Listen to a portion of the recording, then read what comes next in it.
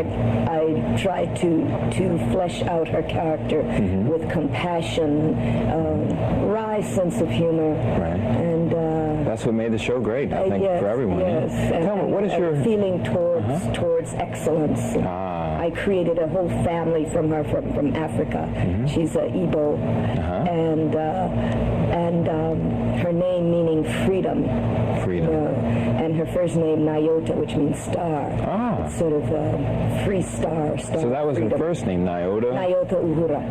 Okay, there it is. Because everyone thought that Uhura was her first name. Yes, no, Uhura was her last name. Okay. The question I love to ask, what was your favorite episode? Anytime Uhura got to get off the bridge. That was your favorite one? Yes, it felt like Uhura was always at that panel making things happen in communications, which was, of course, a very, very important, which is a very important job on any aircraft or. Sure it is. Is communications. You've got to get plugged in. That's right. And of course she had communications systems and many people working for her down in the bowels of the ship that she was consistently in touch with and giving orders to with her buttons and so forth. And that was kind of fun, imagining giving orders, what's happening there, not just her at that panel. But some of the episodes were like Mirror, Mirror, where you had the alternate universe and she got to play the sexy gal, show a belly button.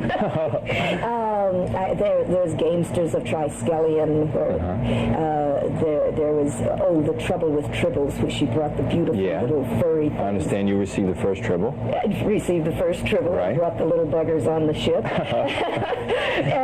Whereby they began to multiply overnight. And I guess one of my favorite, which may not be the best Star Trek episode, but one of my favorite was Plato's Stepchildren, which also involved this love scene with Captain Kirk. That was the first, if you don't mind me saying, first interracial kiss. It turned out to be the first interracial kiss on television. On television, that's history there. Yes, well, I thought it was going to cause such an uproar, but it really did not. People said, of course.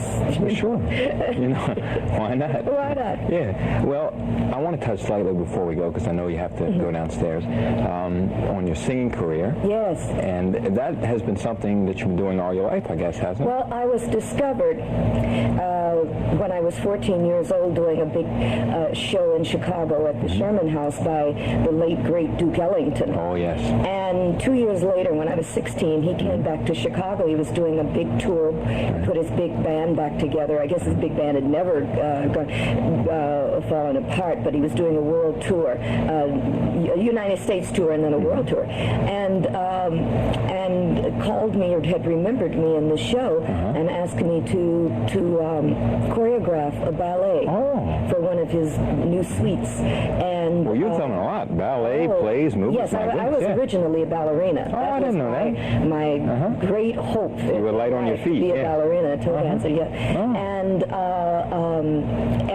And so he had me prepare this, choreograph this ballet, and which I did, and traveled with him. And during the tour, his band singer got sick and had to leave the tour. And he called me into his dressing room and said, "Can you sing?" And I very nervously said, "Oh, sure, we all got rhythm."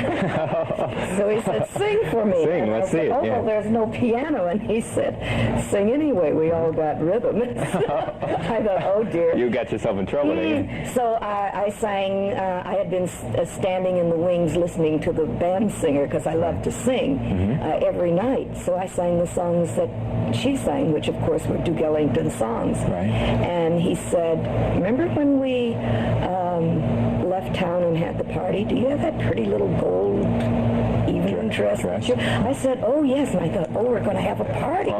Because I didn't know the band singer got sick. And so I said, "Oh yes, I do." And he said, "Fine, you're going on tonight."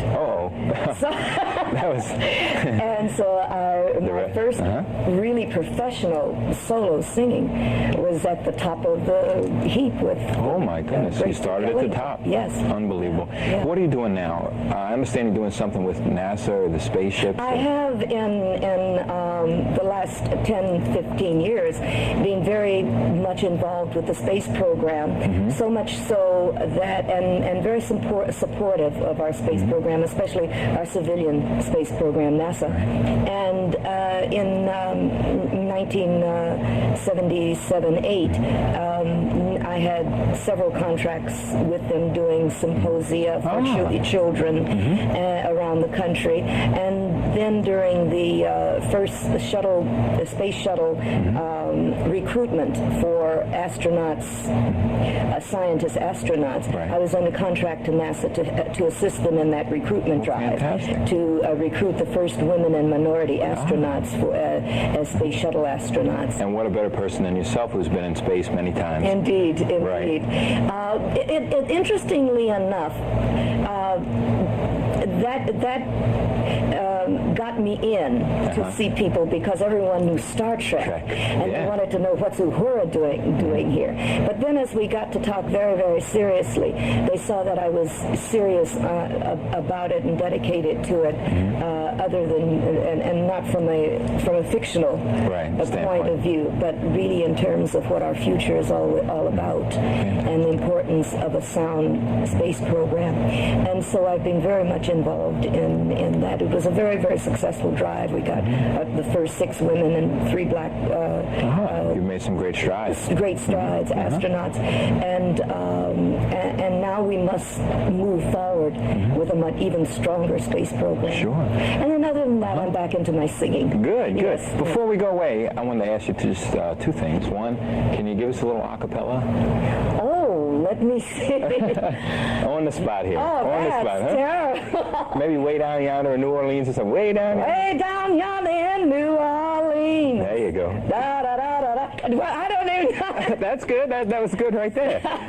Well, we're going to go. If the camera but can... did you know that whenever I really love this city, and whenever I'm in New Orleans, I watch Allen's Alley.